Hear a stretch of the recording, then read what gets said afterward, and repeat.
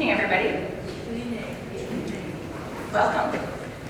It's nice to see all these faces, people back in the semester. Thanks everyone for coming, for joining us tonight as we celebrate the opening of our newest exhibition at the Loeb, Chronastasia Select Acquisitions 2020 to 2025.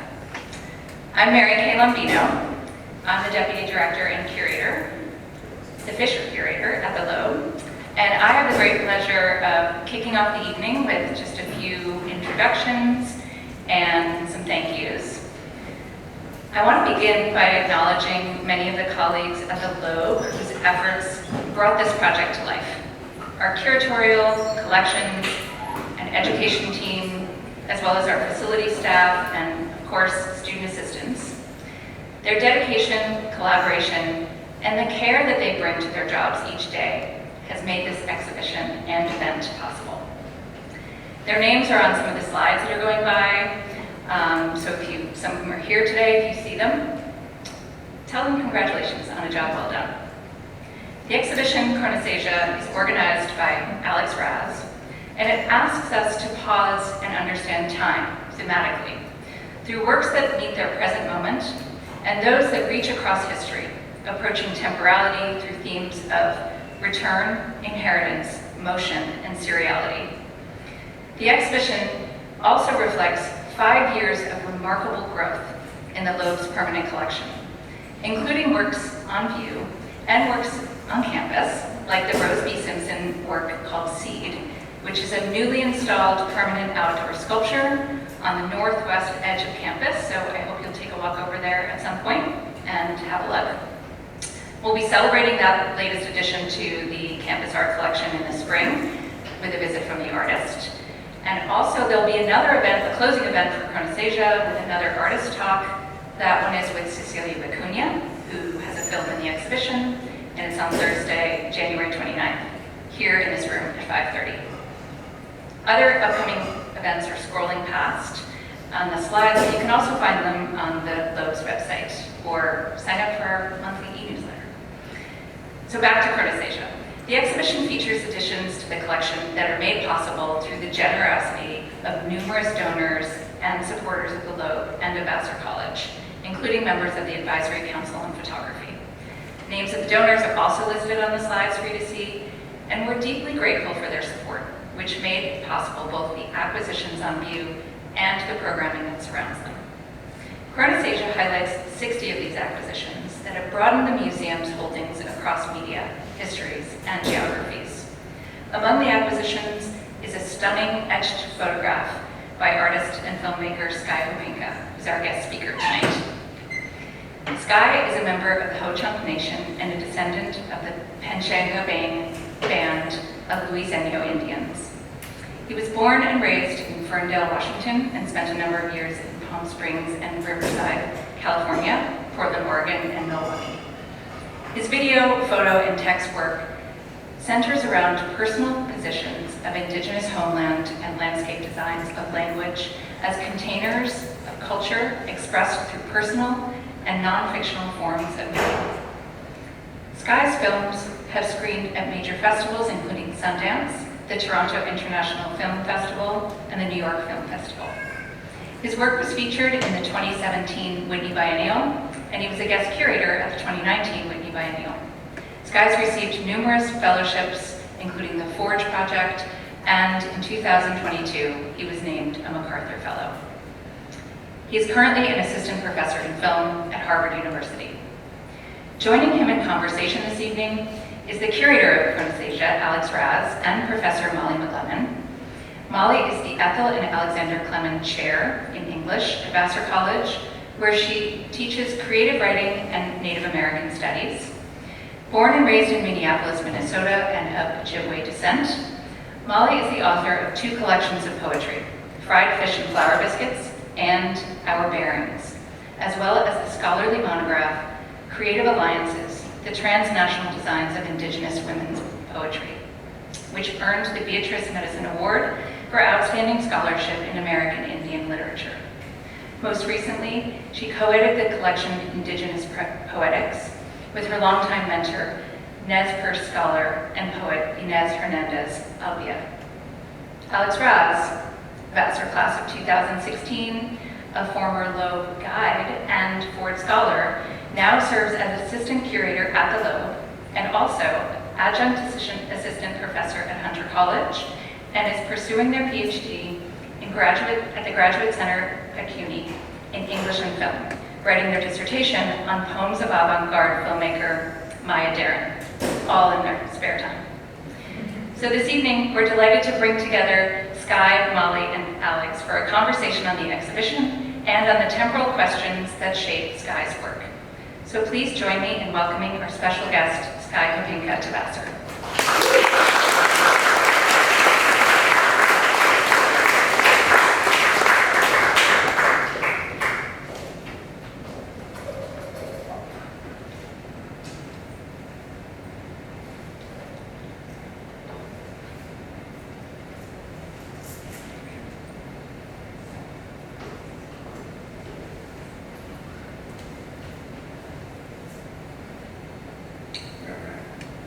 Hello. It's really good to be here. I've never been here before. I used to live up in Hudson for a number of years, for about 3 years before I moved down to Brooklyn. But I've been to Poughkeepsie a few times. It's a nice little town.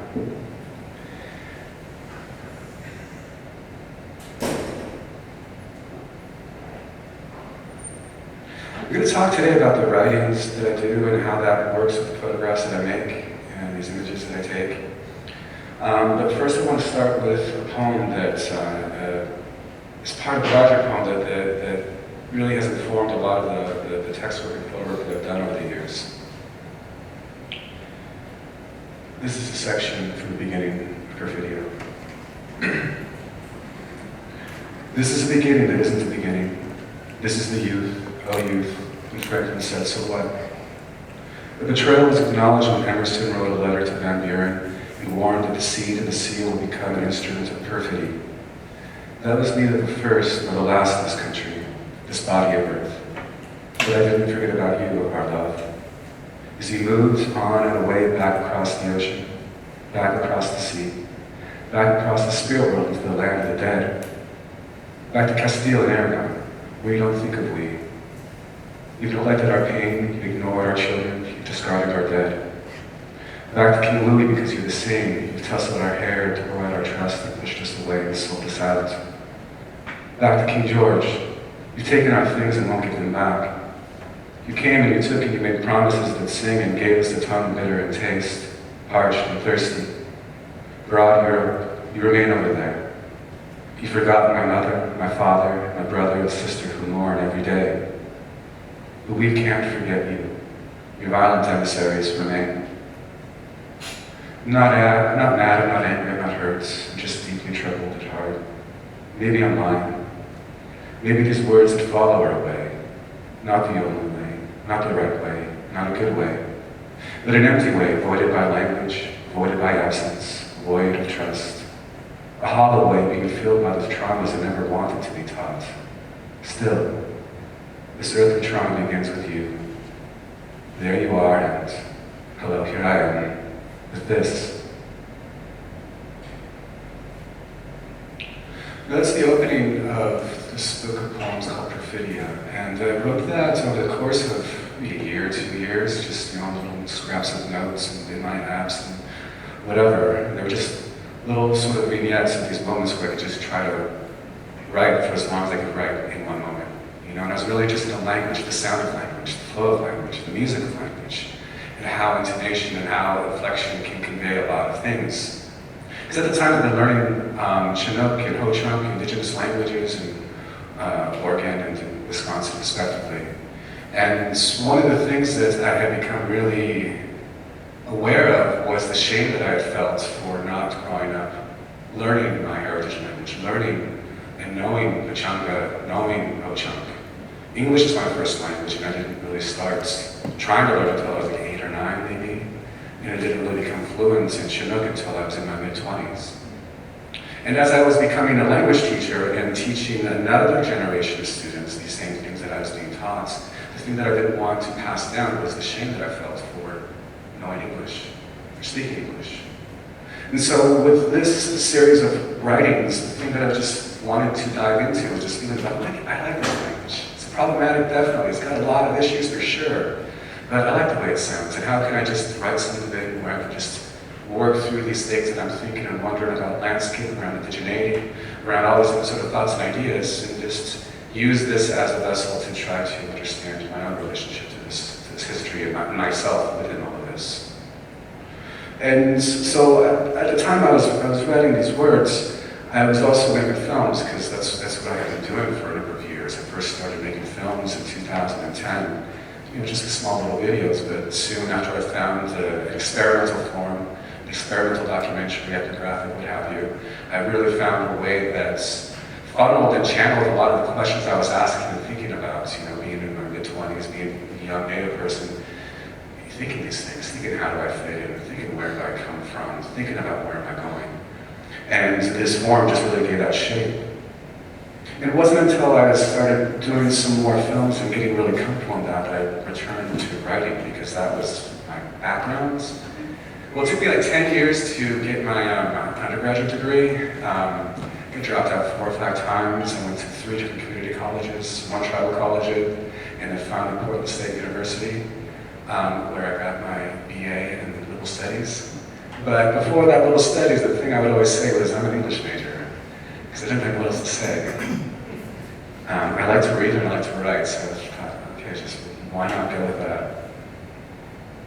And so, after getting some confidence and getting some structure in filmmaking, I decided to return to writing more. And through that, I really found, I think, a way to, again, channel and funnel these thoughts and these ideas.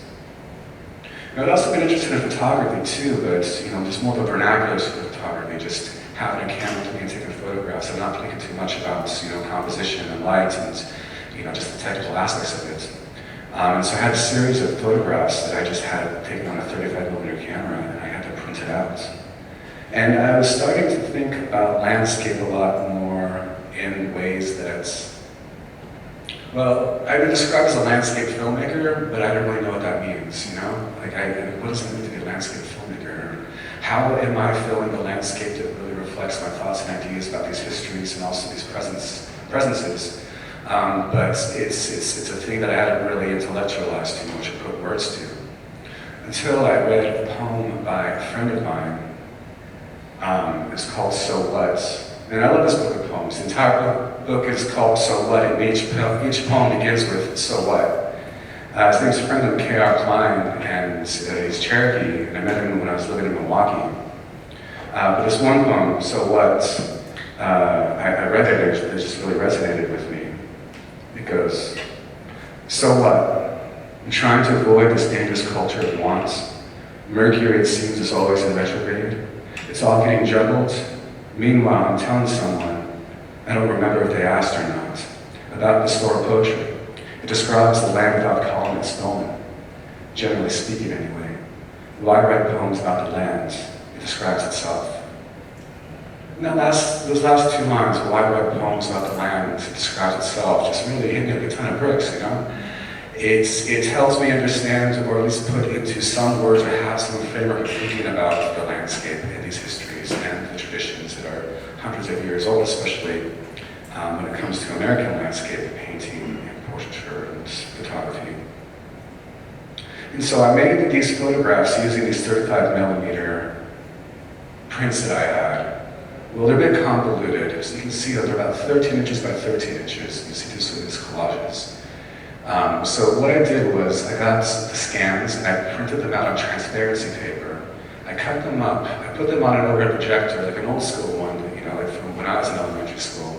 Projected it on the wall, manipulated them and moved them around, photographed that with a digital camera, and then printed those out, and then etched text on the photograph itself.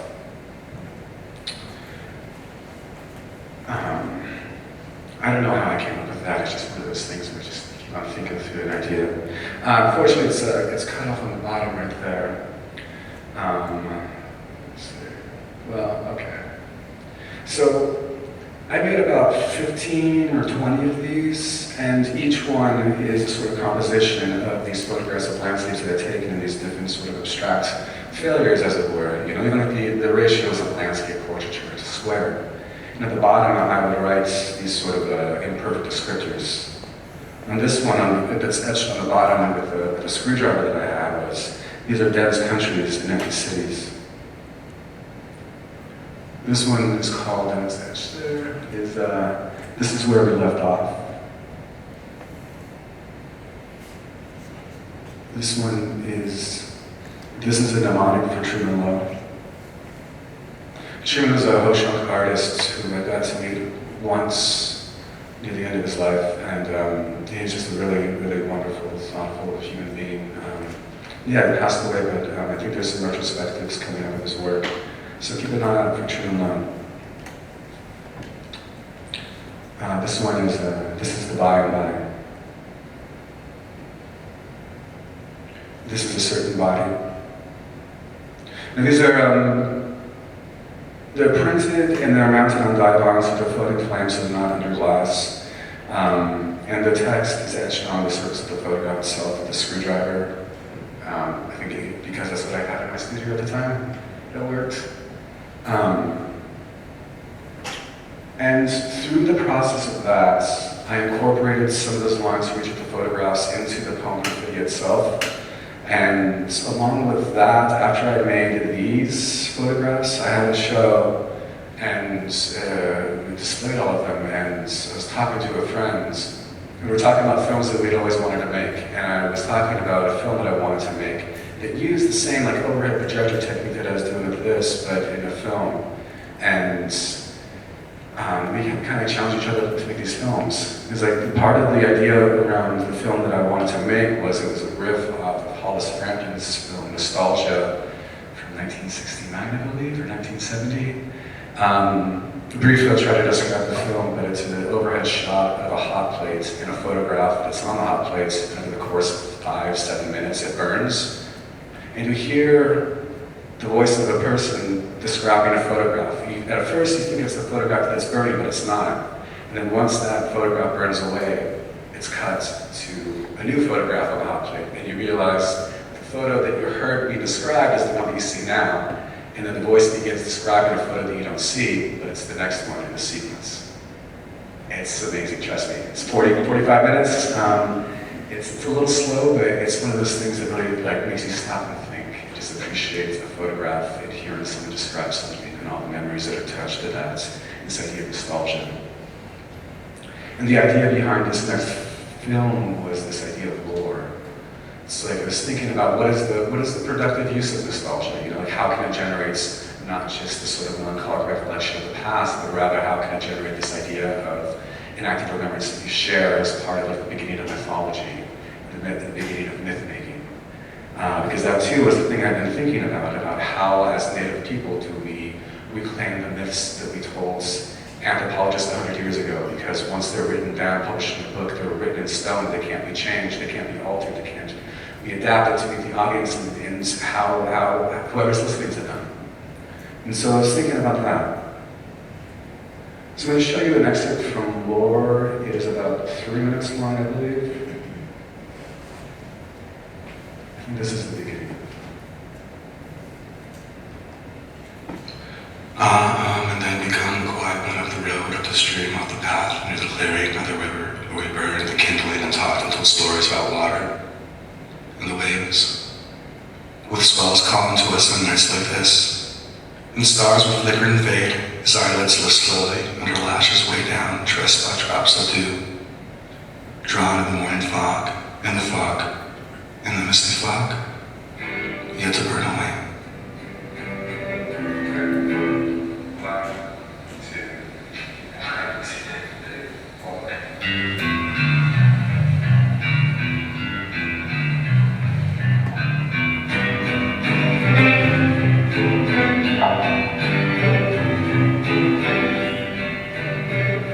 This is Eos and Caprice, spanning and describing valleys cut deep by rivers, pushing down on the rise of earth.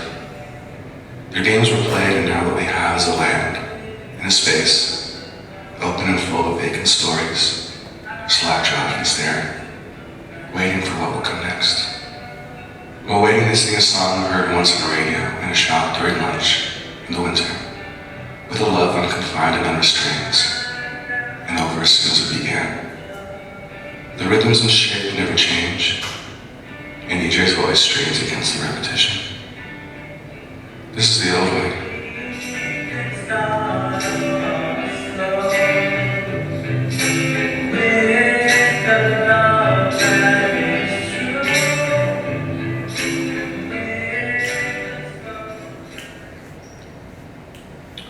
So that film was from 2019 and it's about 10 minutes total. It was also the very first time that I shot 16mm film, and so it's just kind of fun to have the project in mind as a reason to make something, but then also to document something as well.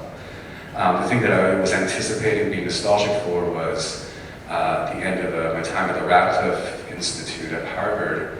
As a fellow from 2018 to 2019, and as were the people in the video, it was EJ Hill, Fern Silva, Javier Zamora, Jessica Bartley. Like, I mean, these people that's, you know, were present in the film, but also part of this sort of like, this time together where in a lot of ways we only had each other, and that was a really important thing. And so just also anticipating, like, I'm gonna miss this time, I'm gonna be nostalgic for it, and every time I see this film over the next 5 years, 10 years, 20 years, that nostalgia is gonna change, and it's gonna evolve. But again, the question is like how to wield this in a way that's generative and not necessarily just a walk down memory lane, you know.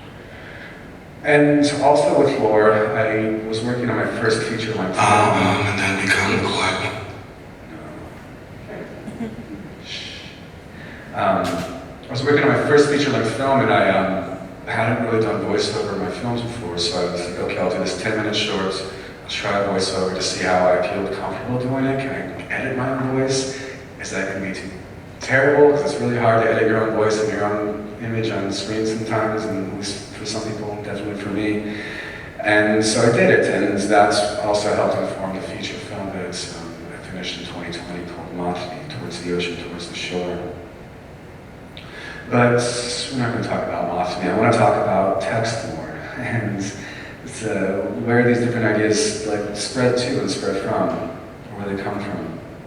So the thing about Perfidia and Lore and the photo series The Land Describes Itself is through that I found a way that really worked for me to practice both writing independently of anything else, to make photographs independently of anything else, and to make a film that in some way synthesizes those things and combines them or allows them to exist separately, but also provides a conduit for them to exist together. And since then I've been thinking about more of my work in those terms. You know, I'll write a piece of poetry, maybe a long poem or short poem, and then through that I'll try to relate that understanding to my photos and to some films that I might make. And that's related to another practice that I began doing in 2016, 15, which is the creation of these calligrams. This one is one of the first ones that I had made. This is in the shape of a bird effigy as they're found in Wisconsin. All throughout southwest, central Wisconsin, and a little bit into Iowa and Illinois, and up into Minnesota a bit, so there are these giant earthen mounds called effigy mounds. And my ancestors were the mound builders. And there had long been in contention this idea of like who built the mounds. Like amateur archaeologists in the late 1800s would go and dig them up. Farmers and dentists and whatever, they would dig them up in their burials. They were sacred spaces, and they would have picnics and just dig up these mounds. And through their amateur archaeology and understanding of anthropology, they said that whoever built these amazing mounds couldn't be the Indians that live here. They're way too savage. How could they? There must be some great society of people that are now gone and vanished. You know, and that racism persists to this day. I mean, it's very difficult to get the Ho-Chunk people to be acknowledged and other native tribes like the Benami that live in the region as the ancestors, the people whose ancestors were the mound builders. And so I was thinking about that in terms of appropriation and just these small gestures of the creation of these effigy mounds in the form of text that's also appropriated. This one is, this text is from this writer, Elliot Weinberger, who wrote this essay called The Camera People. And it's a really interesting essay. I like it because it goes through the history of ethnographic film, and it arrives at this point where he says that, actually, let's read the quote. There are vast areas of human life to which scientific methodologies inept, to which ethnographic description must give way to the ethnopoetic. A series of concrete and luminous images arranged by intuition rather than prescription, whose shifting configurations, like the points of and between the constellations, map out a piece of the world. And with that idea, it's like saying, like, you know, what is next in the evolution of this form, this ethnographic form, is what happens when the people that have had cameras pointed at them, they pick those cameras up and start pointing them at the things they want to be looking at. You know, it's that sort of like bias and understanding around what is important to a culture. Is it what, you know, this person from outside of it thinks is important, or is it the things that the people within it, the meanderings, the wanderings, the wonderings, which is reflective? You know, just like it's playing around with these different ideas of objectivity and subjectivity. But it really helps me also try to understand my own practice around the ethnopoetic and what am I doing, what's part of the endeavor of these works.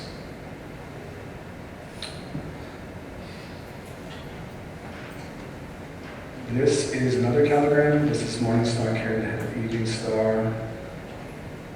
It's actually an intaglio, which also there were a number of, but also a lot more fragile, and most all of them are destroyed. As the serpent mounds, I think this is a quote from Ralph Waldo Emerson. It's the letter that he wrote to Martin Van Buren. This is from an exhibition recently. This text is from Marc Auger. Let's close up. I wanted to show a little bit of this next sort of treatment of text that goes along with the readings, which is one of the photos that is installed in the gallery across the way. This video is called Here You Are Before the Trees. I made it when I was living in Hudson, and it was for this exhibition that I had at CCS, and in it is looking at these different sort of parallel histories. Like the Stockbridge Munsee that we relocated to Wisconsin, and their reservation is right next to the Ho-Chunk Reservation, or to Wittenberg is one of the townships where my family's from, and a lot of family in Stockbridge. But it's that sort of like funny, you know, thing that happens with history, you know. This relocation to Wisconsin, and then I came over here.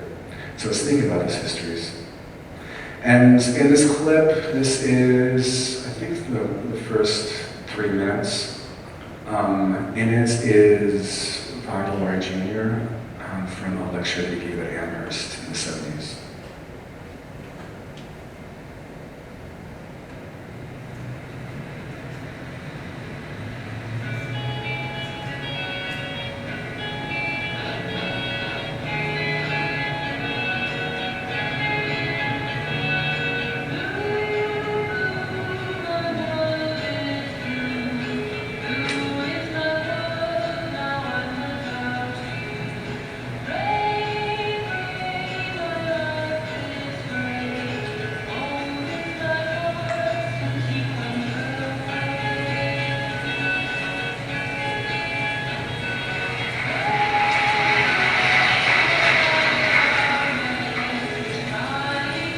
I don't often get into pilgrim country, so you'll have to forgive me if I don't know some of the local folklore here. I understand the only successful demonstration you people in Massachusetts ever held where you dressed up as Indians.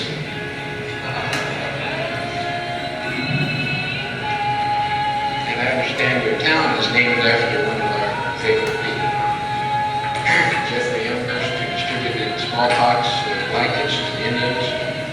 Ohio Valley.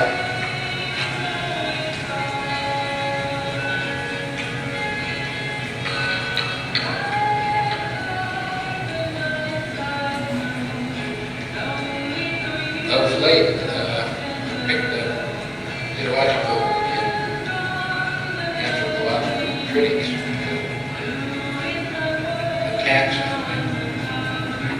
So to shorten the question and create a considerate, make some preliminary remarks on those two brands of humanity, and then they will ask me questions after.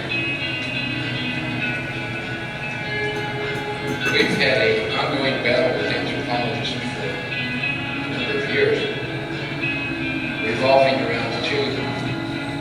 basic concepts. One of which is that they continue to act as if the only valid Indians were the first Indians that one of the anthropologists ran across. Everyone born since is somehow not quite an Indian because it doesn't conform to scholarly opinion. And so we've had a running battle with them on that account. At the present time, there are very strained relationships between the member tribes and museums, where various anthropologists have gathered sacred objects, medicine bags, things pertaining to Indian religions, and they've kept them in these museums in an effort to educate the school children of this country as to the great American heritage. And we've had battles in the state of New York over the Iroquois wampum bells. The Smithsonian changes their exhibits every time the tribe starts in the museum because they have some sacred masks of the Zunis that they want to display, but they don't want the Zunis to know they have them. And so you get some very frantic anthropologists running around there. Now, I don't say that these people are all bad. I don't want my sister or daughter to marry.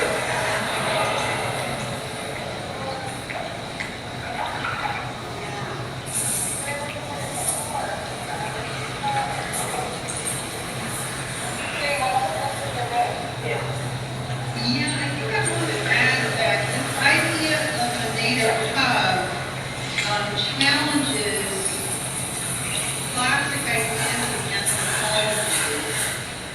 So the whole video is about, I think it's like 15 minutes from 2020. And yeah, we're just like trying to weave together these different ideas, you know, with what Ryan is talking about from 1972. And the next session begins with Renier Ramirez, this Ho-Chunk academic scholar who was writing about this idea of the native hub. What happens when native people are displaced to these different locations like Los Angeles, like New York, places that were part of the Indian Relocation Act. Do we lose the identity of who we are, or rather how do we adapt? And she proposed this idea of the native hub as a means of survival once faced with relocation and removal. So this is the next installation, so it's in 3 channels of Fiergan audio. It's like part of the same exhibition where I made the photographic series, The Breathings, which is a series of 15 or 16 photographs, 16 by 16 inches, 18 by 18. In it, I upgraded from a screwdriver and got a Dremel tool, a rotary tool, which was much easier to etch. So I had these photographs that I had also begun to take my photography, or I say more seriously. I started to enjoy what taking medium format analog photos would do to how I think about image making. And so I began to take these medium format photos over the course of 6 or 7 months, all these different locations. And you can't see on the bottom again, but the text is etched around the edge of the frames for each of these different breathings, and sometimes it goes into the frames. And they're called breathings because there's a prayer for direction that is called the breathings by for Ho-Chunk people. And it's a means to try to to pray for just some sort of directionality about where to go and what to do. And part of the breathing is like the ah-hey. And so each of these different texts, I was writing something and would just inscribe them on these photographs as little prayers for direction. It's a very difficult time, and there's a lot of things that I was thinking about as we all were. This is in June of 2020, and part of the idea of indigeneity in these landscapes, again, like how to think about the land that we live on, the land that we were moved from, and what is the idea of homelands, and what direction do we go for part of a diasporic group of people.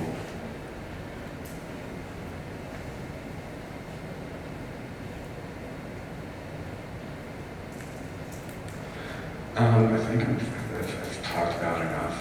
I'm happy to talk with Molly Alex now. And yeah, I'll leave the image on this one. And I'll continue on with these ideas of language and text and images. But thank you.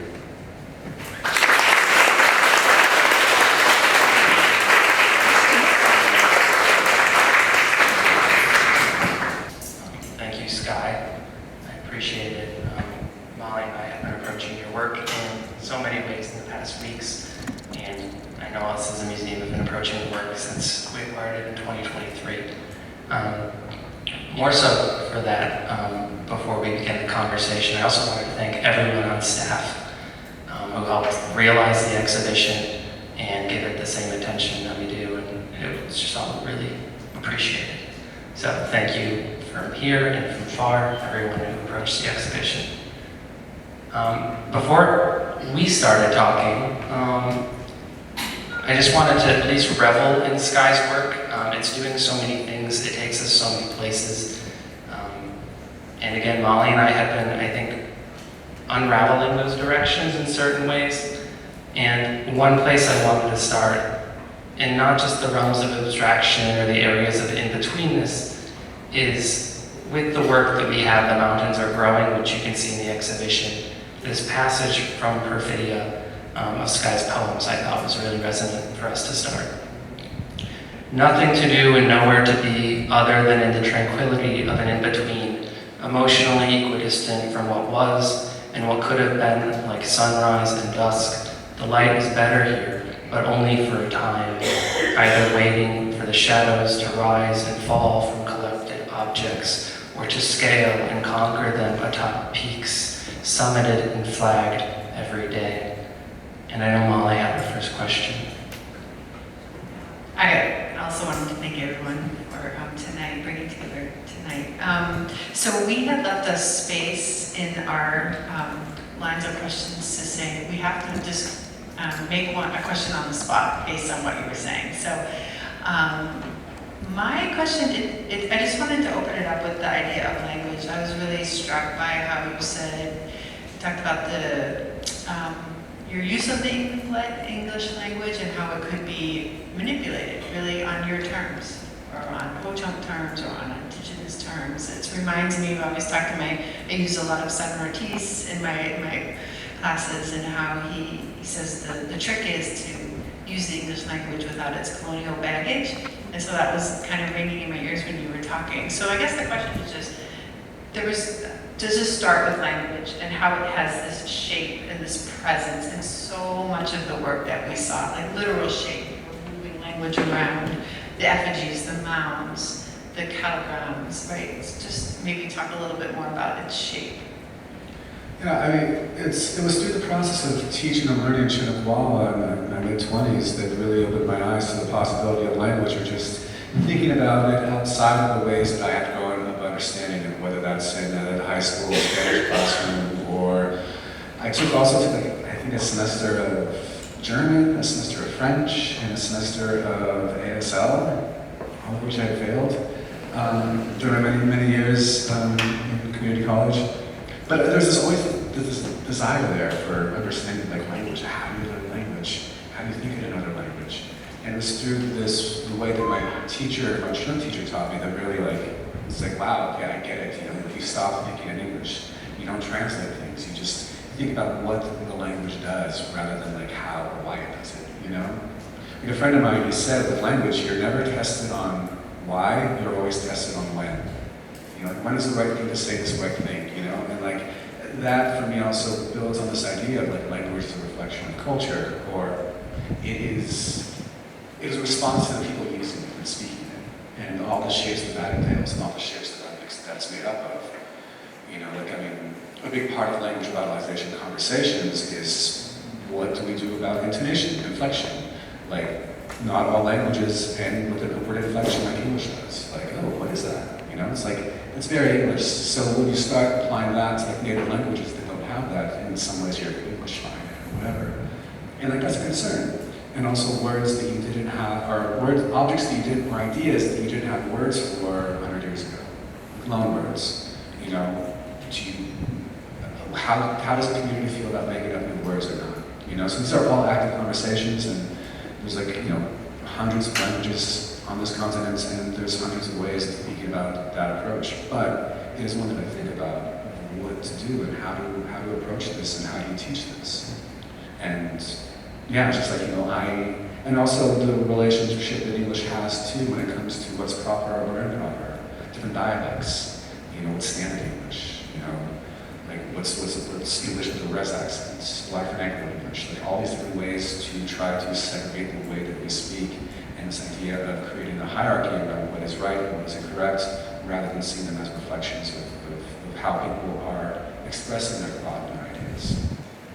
Yeah, I just think that that dynamic nature of language is, it almost, like has a body to it in all of your work. So I can see how you're thinking about how it becomes this presence or lives in so much of your work. So I really appreciate what you're sharing with us. Thank you.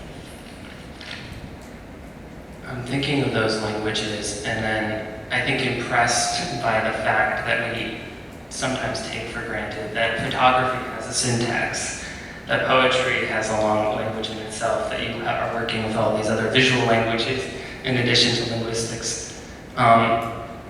And maybe there that I can also segue to the first question I had, which was, and we're poets up here, so it's all worth acknowledging, but you often work with film, and sometimes that's called time-based media, and those who know me know I kind of chafe at that, as if poetry isn't a time-based media and an oral history. And all of these things, like Molly said, aren't embodied and living and time-based. And you said the when of language, so I'm still there. So do you see film in this way, especially as you've attended to poems and photography? And how do you translate this engagement with time into or across these moving images or media? I guess it reminds me of another word that I think about, and I don't know if I've written about it much or can talk about it too much, but this idea of attention. You know, like what is the thing that you're showing someone, whether it's time-based or not, or this, how it varies or versus this idea of time. And like really, like, how does it, what is it doing to someone's attention? Are they getting bored? Are they getting entertained? Are they losing interest? Are they daydreaming? How is that? How can all those different emotions and thoughts and feelings, freaking or not, be part of the experience? Where is it just like, here's something that'll look entertaining for 5 minutes, 10 minutes, 20 minutes, whatever, but how can it kind of go through that? And what I like about the photographs too, with the time that also it elicits to read around the edges, but then also, I don't have the best handwriting, and I know that, and part of the effort to write around the edges at least was to worry not so much about legibility, but rather about the act of description and the mark of what happened when I wrote that. But I don't want you all, or an audience looking to suffer too much, so I title each of the works the text that I wrote around the edges. So, I know it's hard to read upside down, but I just again, want to put in legibility, but then also attention, and also the attention that one gives to something. Even walking around the galleries today, I'm just thinking of that stat or the statistic or whatever that's, the average museum goer spends 10, 15 seconds with a piece of art. So just like, what does it mean to give more attention to that, or stand in front of it for a minute, 2 minutes, 5 minutes, 10 minutes, an hour? And what do you start to see and what do you experience through the act of looking? And it's the image is static, but not. And so I think about that when it comes to the time-based aspect of these medias, of what time does someone want to spend with the thing that you're making, and either how can you make it easier for them, or challenge them, or make all of those movements part of the same sort of effort. Can I ask you a native question to that? Sure. Yeah. Okay, so it's funny because you're leaning into Vine Deloria. I had intuited Vine Deloria a little bit with studying your work over the last month, and how he writes pretty extensively about concept of time being related to the sacred. I have a colleague here, Leora Gansworth. She's amazing. She writes about time is alive. That Kyle White talks about time as kinship, right? And since Chronostasia, is that the name of it? Yeah, sorry. Did I say that right? Chronostasia is all about time and kind of subverting this chronology. My native studies question is, right, with all these concepts of native time, which is real and diverse, right? What would you say about your work and the ways in which it might be interrupting or being unmoored from these chronologies that have written Indigenous peoples in a particular way? Because you talked a lot tonight about looking back, and thinking, so what or what if, right? And so just thinking about concepts of native time being related to your own community or just more broadly, if you have thoughts on that. Yeah, I mean, also to be totally honest with you, just between us, I never read a full book by Vandaloria. Used to be a bad Indian, but you know what? There's a lot that you can glean through just, I don't know, through how the culture is affected by these different people. Like that's kind of like what I've also been really drawn to, is just how do people within a certain era, epoch, whatever, like come to the same thing, or work through these different ideas based on the world that they live in, the world that is shaping us, you know? And so like, that's how I think about that sort of dissemination of these ideas, you know? But I will say there's this Vandaloria passage that I've been reading. He talks about, I mean, I'm going to butcher it, but he's like, you know, Western culture is concerned about when something happens, but Native culture is concerned about where it happens. It's vice versa. Still, you know, just like this idea of the location of something and how that sort of transcends this idea of historicization of it. And I think about that through the work that I do, where it's not about demarcating these different eras and segmenting them, but rather how do you collapse them together? How do you layer them together so that they feel present at the same time, which is the moment of experience that you have as an audience watching something or reading something or looking at something. How can you blur those lines between an historicized object or a person or a quote and bring it in conversation with someone in the present or in the future as part of a way to collapse those ideas and to, in a similar sort of way that I think about mythology, you know, it's just like, yeah, 100 years ago, they were written down for my tribe, Paul Reagan, and therefore that's the true authentic version of it. But that also discounts that, you know, maybe his informants, as it was called, Jasper Blissnake, told the stories in a slightly wrong way to also preserve some integrity, which happens a lot with a lot of informants to these anthropologists when they're writing things down. And so that knowledge still stays within the tribe and the community, and it isn't necessarily out for everyone to read about in public. One thing I forgot to mention too about that first caligram that I made in this film, I'll Remember You As You Were, and That's Who You Become, I took this passage from Paul Radden and put it in the shape of an effigy as a way to reclaim this text, because I was reading this book about, it's called The Road of Life and Death, which was about our reincarnation ceremonies, which are very secret and very sacred. And I was reading the introduction, I'm just like, why am I reading this book? This is not how I want this information, you know?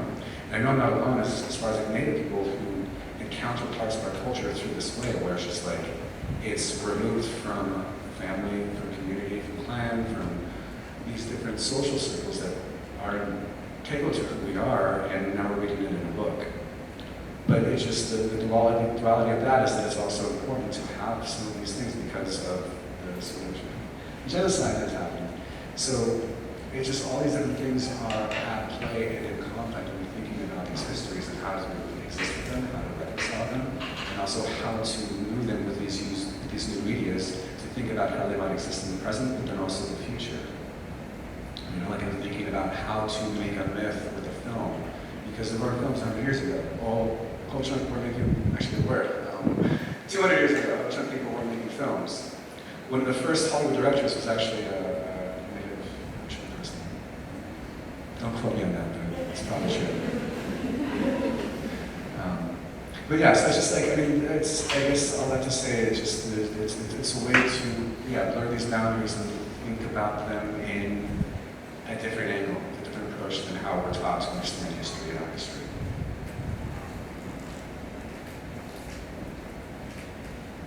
A bit of a shift, but not entirely. Because genealogies are critical in the exhibition, but they're also critical in your work. And I was also then thinking of, there's two genealogies here. One, the genealogy of experimental film. You've referenced even like a rejection and or cited influence from filmmakers like Hollis Frampton, from Sadie Benning. But then you also are doing a lot of contemporary work, I know, with like the Cousin Collective to help current Indigenous experimental filmmakers. So I was holding that. We're going to write a question. And then I was just holding in your own practice and your friends, and this is the thing with intimacies, your friends are always populating your works. They're in your films, they're in your poems. And I was just wondering just about the intention there and what it feels like for you in terms of holding that space of community in the films where actually those people can appear in the writing, where they just surface and they own across me as someone who doesn't know all of your friends, right? We read this as almost its own sort of myth, right? There's the world of Sky Pinka that comes across, and narratively these figures keep appearing and appearing, and they start to form a narrative for us across the abstractions that frequent the work. They become almost organizing, and then they become intimate for us as readers. So it's interesting to think through. So we'll learn your thoughts. Yeah, I mean, that goes back to when I first started making films and picking up a camera, learning how to edit and how to shoot.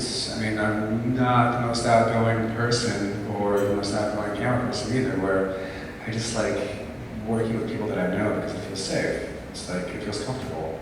You know, there's like trust there already.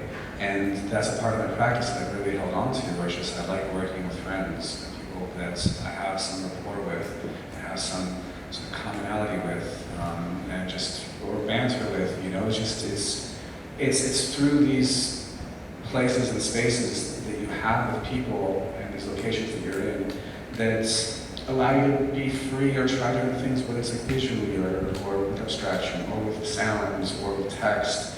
And it's I don't know, it's like with each of the works, I like to pick one thing, you know, I'm trying something different, I'm trying something new, I'm trying something that I might be kind of afraid to try.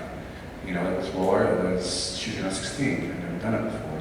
And, you know, I also wanted to film with my friends because it's part of this sort of like, not like creation of a nostalgic moment, but just like knowing that you're doing something that you're going to remember. And how can that be part of this history that you're making for yourself?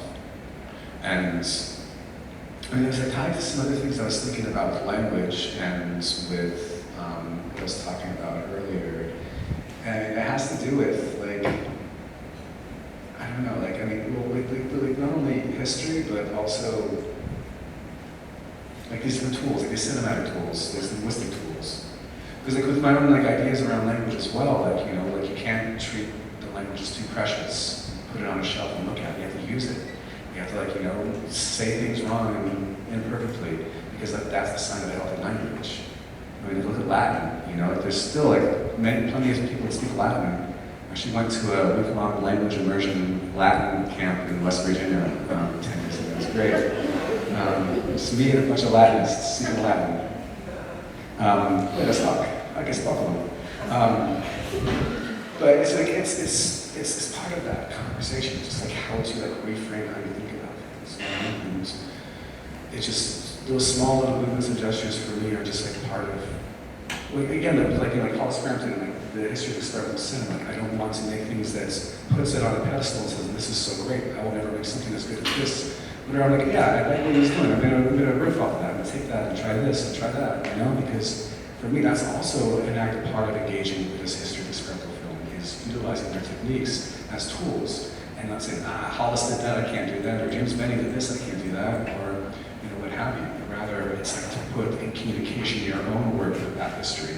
And for me, that is by making work that responds to things that they were doing, without feeling too beholden to it or too precious about it. We shouldn't ask if you failed out of the week-long Latin program. I wasn't graded, but I'm glad I wasn't pass failure. I'm not sure how much time we have, if we should do the poetry question and then turn it out. Does that sound right? Okay. Well, like I said, there were 3 poets up here. So first off, I wanted just to respond to what you're just saying, that one of the things I'm seeing with the kind of known subjects, or that it's intimated that they're known, right, is that there's this, I don't know, it's this animate and animacy that I see in your work. And, that relates, for me at least, to our native languages, right, being animate and or verb-based, right, and they move in the world, right, and they're held in a different way, like you were saying, and you spoke, there's protocol and ways and opportunities, right, that are different in English to use it. So that was all resonating. But so this question on poetics, first, if you want to speak to a little bit, like who are your favorite poets, who are your homies, your crew, who are your poetic influences, if that's a question that interests you. And then just, I guess more specifically with the Breathing series, just how you see poetry explicitly, sort of living in those works, if that's the right word, living. Yeah, I'm always bad at like the favorite filmmakers. I know, I'm sorry, so you don't have to answer that if you want. But actually, you know, I read this book a few years ago for the first time. It's called Leaves of Grass. It's pretty good. Yeah, it's not bad. It's pretty good. This old guy, he's got some compliment. Yeah. But it's like that. I mean, like I like reading things that I don't know, like really move language in a really interesting way. One of my favorite writers is W.G. Sebald. Like I just love the way that he writes and describes moments and moving through things. Like Robert Balzer, the Swiss writer, has a short novel called The Walk, which is just a very beautiful book. And it's through that, you know, like, I mean, like I like the work of Adrian C. Lewis. So many people that I know I'm forgetting.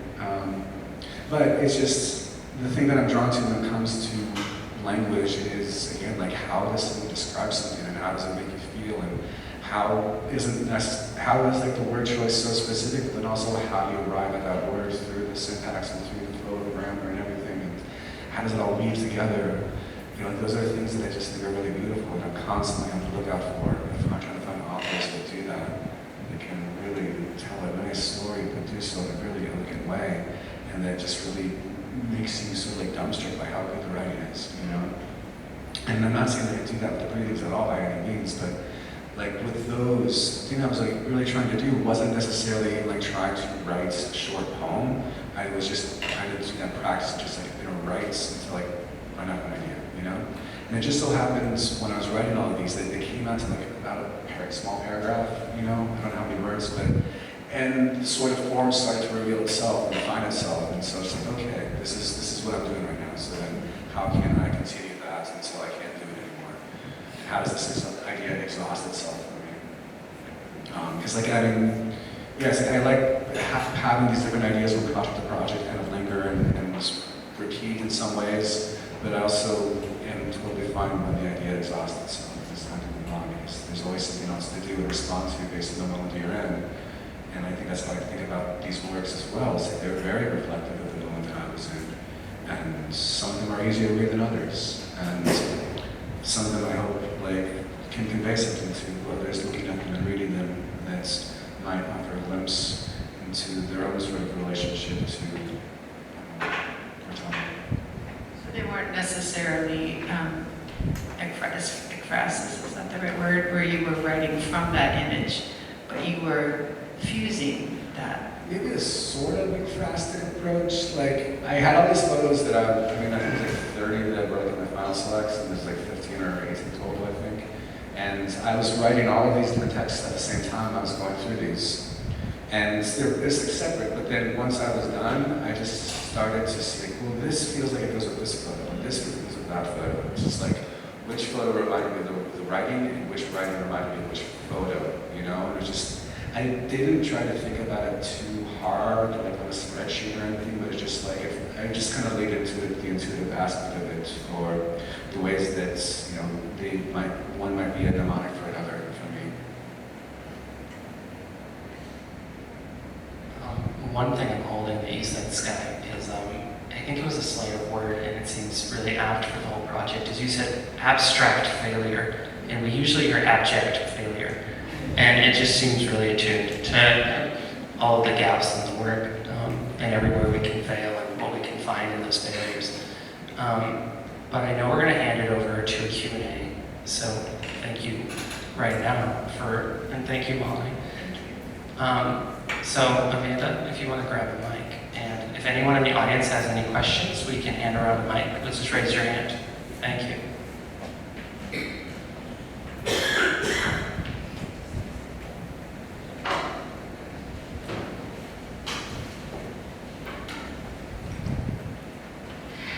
One question I wanted to ask is about how you experimented with analog photography, and how do you think it differs from film photography, digital photography, and how does it relate to some of the topics you have explored in your artwork, like language, landscape, time, poetry?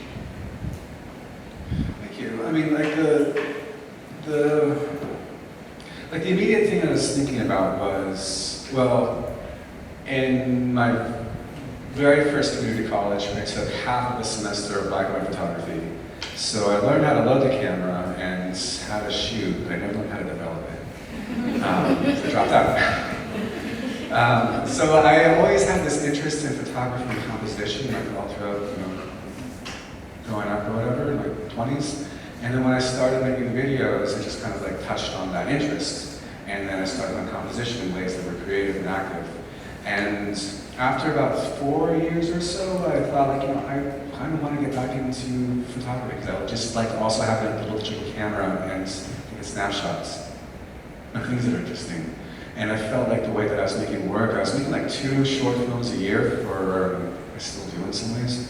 But at that point, I was just like, yeah, I think I want to try to have a different relationship with composition and image capturing, what have you. So it was a nice way to like slow down a little bit and to think about what image I'm capturing, making in a different way. Because there is an immediacy to a digital camera where you can just like look at what you made and you can like shoot for however long you want. And also too, when I was in grad school,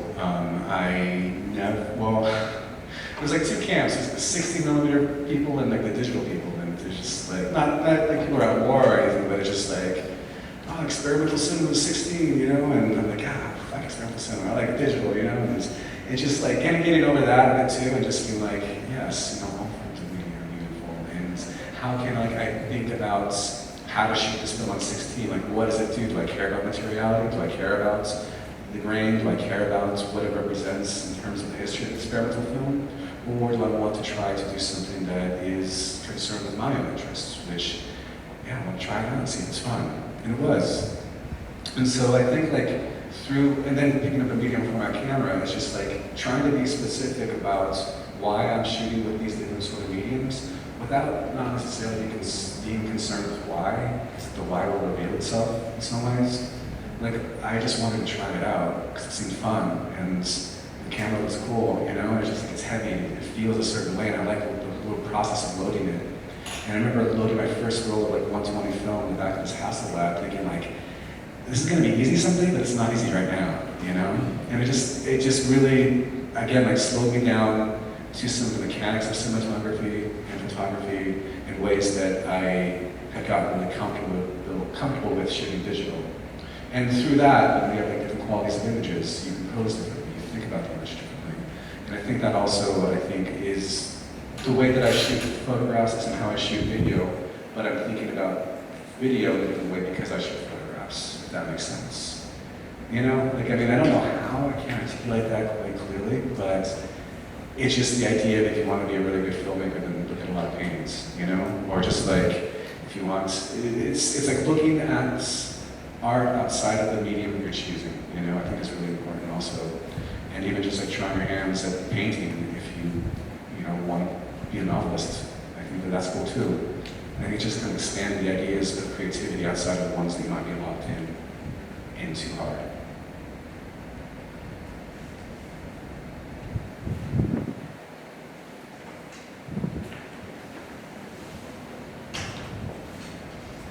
Hi, I was wondering if you could speak a little to the title of the piece that we have on view in Chronostasia and what those words and that poetry means to you. Yeah. Full, please.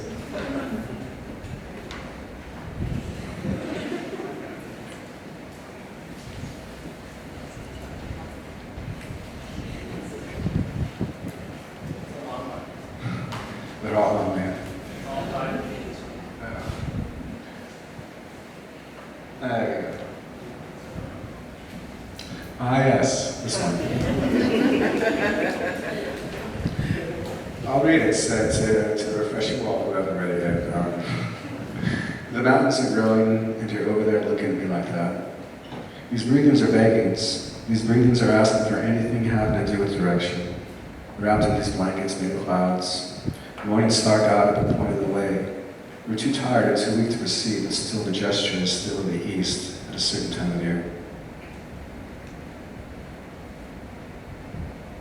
Yeah, I mean, like a lot of these have to do with, I mean, like the death of family, and just these sort of memories. Because like with that photograph in particular, I was we were talking about this earlier, I was like flying, I forgot from where and I forgot where to, but over Seattle, and it was like not right near to the east. And I had just moved back to Vancouver. Well, I never lived in Vancouver, but the town I was born in is like an hour and a half from Vancouver, just across the Canadian border, so it's like home. And I was feeling all kinds of ways about that, you know, like being close to home, in a home that you haven't lived in since you were 12 years old. So, and just remembering just like how complicated it is. Ferndale is this pretty racist town, you know, it's just like there's the natives and then there's the white people. And yeah, I experienced a lot of that growing up. And a lot of that I'd forgotten about until I was there, you know, during that time, like 2020. And it just, you know, just like kind of wanting to talk to, you know, my grandma who wasn't here anymore, my dad who wasn't here anymore, my auntie who was like my mother who wasn't here anymore. And just like missing them in some big ways, and just like, what do these landmarks do? What does this mountain do? What do these clouds say to me in terms of just like, all I did that I wish I could wrap myself in that reminds me of that time.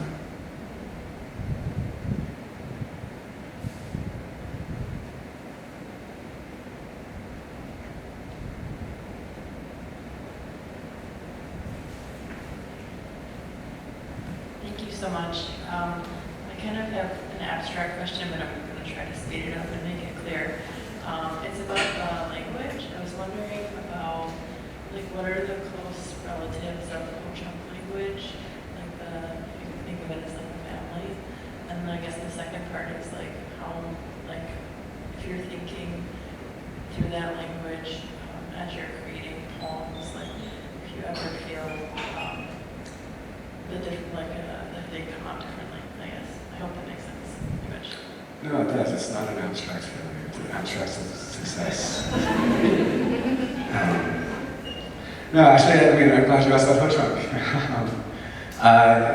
Well, I think it's a misnomer, but it's part of the Siouan language family. But actually, Sioux should be part of the Ho-Chunkian language family.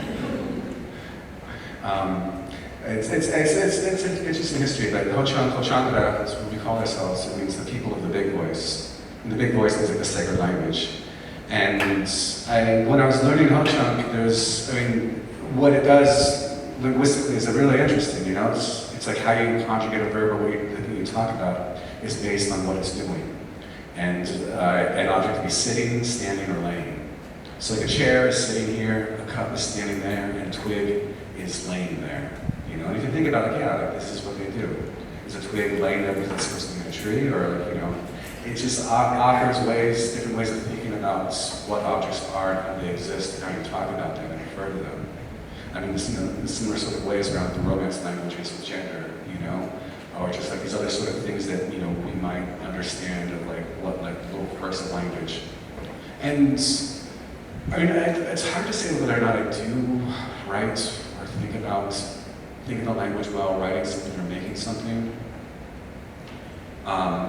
Like with my first feature, it's all in Chinook, but all my voiceovers in Chinook. But I really struggled thinking about how do I get this voiceover down? Do I write it in English and then translate it into Chinook? That doesn't seem natural to me. Do I write it in Chinook and then go, you know, there it is, I can read it, but I didn't feel comfortable like writing it first, so then what I did is I watched the film and I just spoke over the film. Because that's what felt natural to me, just like entirely in the language, thinking through it. As far as other projects, I mean, I like to think that these different languages and how I think about them and I've approached them and I've learned them and taught them, like they all seep into how I think about everything in what sort of medium, you know? It's like this idea that intuition comes from somewhere, intuition comes from all the experiences that you've had in your life. And so I think about that when I'm making things and then start to unpack where those intuitive choices come from.